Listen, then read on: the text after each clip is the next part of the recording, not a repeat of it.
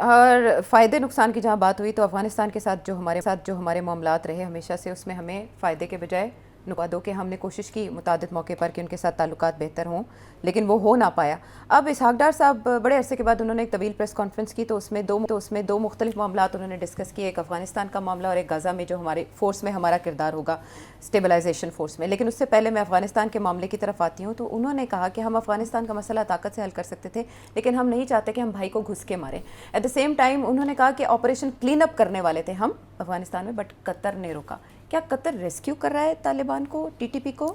یہ میں سن رہا ہوں کچھ ہمارے دوست، پتہ نہیں ان کو بریفنگ ہوئی ہے یا کیا ہوا ہے،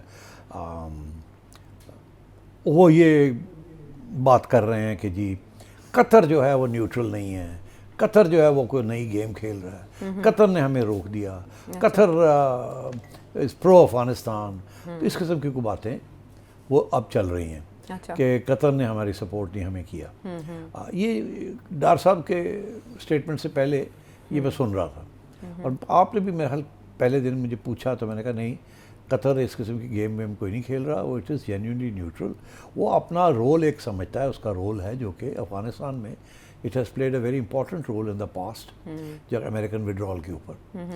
وہ ساری نیگوسیشنز قطر میں ہوئی تھی، تو وہ سمجھتا ہے کہ they have a role to play in this region, اور پھر انہوں نے اب نیا رول اختیار کر لیا آن پیلسٹائن، ٹھیک ہے نا، تو وہ تو اپنے آپ کو they are building themselves up as a neutral country, جہاں آپ آ کے جو سب کو اکٹھا کر لیتے ہیں اور اب اس کے اندر ٹرکی بھی انوالو ہو گیا، ساتھ ساتھ ٹرکی بھی تو چاہتا نا کہ they should be also see big country جو میڈیٹ کرتا ہے and so on and so forth, ان کی بھی حیثیت بنتی ہے نا کہ بھی ہم نے تو قطر کا نام تو اب ہر بچے کو پتا کہ قطر قطر قطر، پہلے کس کو پتا تھا کہ قطر کیا ہے؟